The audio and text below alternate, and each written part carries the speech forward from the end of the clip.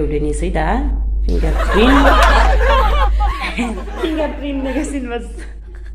मामोनलै नामा फिंगार आंबो जात जातसो दे आरो फिंगारप्रिन्ट जालायलायो Hello guys, good morning to all of you. नोंथांमोन गासिबो आंनि YouTube चेनेलसिम बरायबाय। So लोगोफोर दिनै नोंथांमोननि सिगाङाव मोनसे गोदान भिडिअ लानानै फैबाय। गुबुनफोर साननि बायदि दिनैबो माने जेबो आलादा गैया। आं जि खालामो बेखौनो माने नोंथांमोननो शेयार खालामनो सानबाय। So नोंथांमोना भिडिअखौ आंनि जोबजासिम नायलांबाय थाबानो जाबाय। दिनै आं मा खालामनाय जायो दा बेखौनो नोंथांमोन देखायसै। ओमफ्राय लोगोफोर दायोहा आङो माने फुङावनो दिनै 4:05 उथिनानै एसे थाबायनानै मा आं मोनसे बुस्थु मोनदों दै नोंथांमोननो देखायगोन नै दिंखिया खादों आङो दा बेखौनो संगोन बेनिफ्राय दुगैबाय माबाय दायो माने फार्स्ट ओंखाम बहायनानै फारसेथिं आरो फारसेथिं साहा लोंनोसै आरो स' नोंथांमोना माने नायलांबाय थाबानो जाबाय जुदि नोंथांमोना आंनि भिडिअखौ नायनानै इन्टारेस्टेड मोनो बिदिब्ला लेट्स गो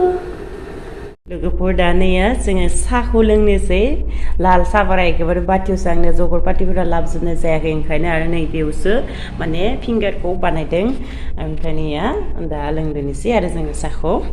दा ओमफ्राय बिदि खाम संदों ओमफ्राय बिदि गालायनाय फाजों दा एवहोलांनोसै ओमफ्राय दिनै लोगोफोर फुंनिफ्राय आङो माने न'नि गृहस्थ माने मालिकलानिफ्राय माने नै मा मोनखौ बेखौ मोनबाय आङो रङालाव मोनबाय लोगोसे मैया हरदों माने खांख्राइखला आरो नै फालौ खेबजां बब्रा फालौखौ मैया हरदों थेंक इउ स' माच बेखौ हरनायनि थाखाय दा बेखौ दा जाथ'लिया दायो सानाव जानाय जागोन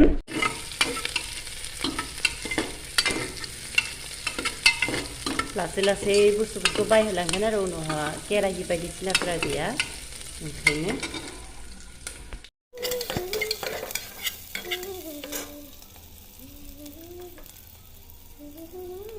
लोगोफोर नोंथांमोना संख्रि माने बांद्राय होदो नङा हादो नाथाय लोगोफोर मा बुङो संख्रि माने होबाबो नाङा ओंखायनो एसे बुरजा होखादों आङो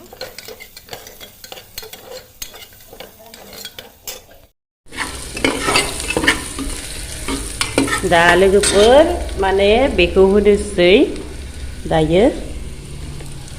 खामद्रायबा दिगदार जागोन आंहा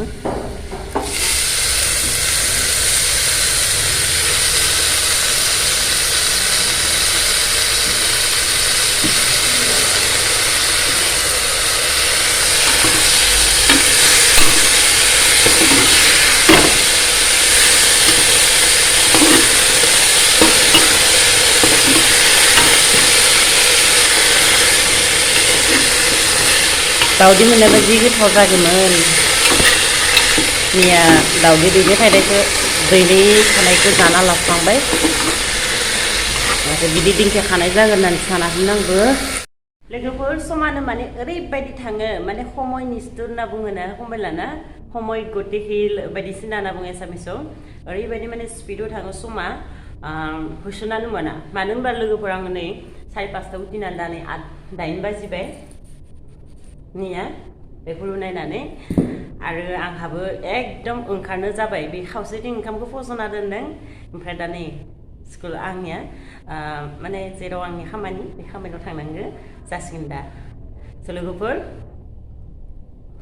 मा बुंबावनो आरो उपायथ' गैया नालाय मावनांगौ खामानिखौ मावखाथारनांगोन गावनि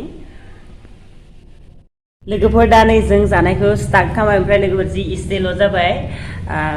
उपाय गैया आरो जानांसिगोन इसेल'बाबो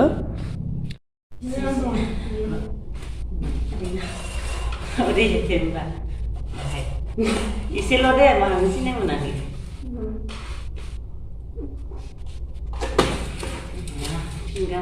फिंगाराबो जोबाय फालौ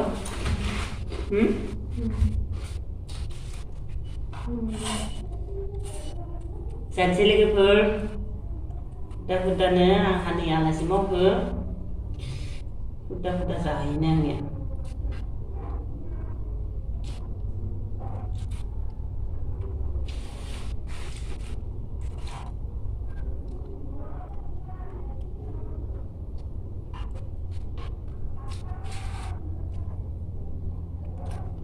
सोमनायबा बिराद मोजां जागौमोन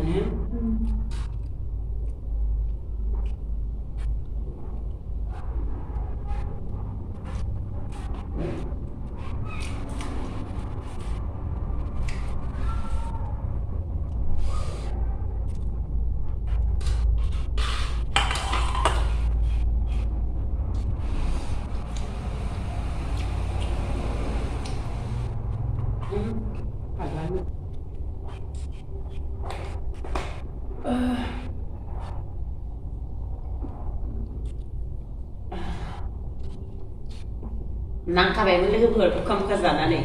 ओमफ्राय लोगोफोर नोंथांमोना नुदोंना नै दै बथल माने जों फैनायनिफ्राय दै बथल बायगासिनो गाबोनजों सप्तासे जों जागोन जोंनिया बेयाव फैनाया माने फिल्टारखौ लांफादियासै ओंखायनो दा माने नेक्स्ट सेटारडे बा साननैयावसो आं माने फिल्टारखौ लायनाय जासिगोन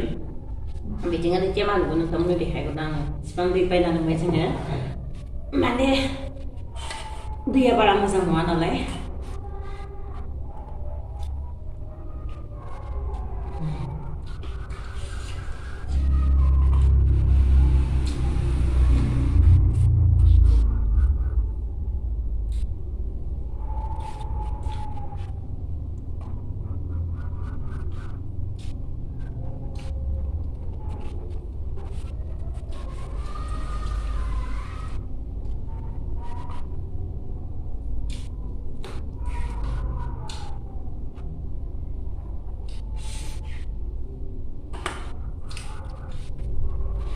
दिंखिया जायैया आंहा गोबाव जाथारबायमोन बैसागु जानायानो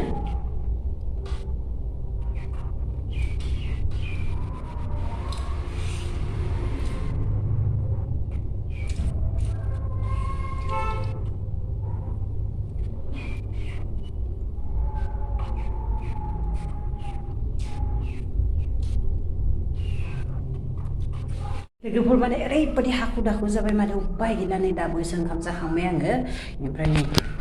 खुरि गानना लाग्रोबाय आङो ड्रेस गाननानै थांनोसै आरो लोगोफोर दिनैनि ब्लगखौ माने दा फुंनि ब्लगखौ एसेबावनो आं फोजोबसिगोन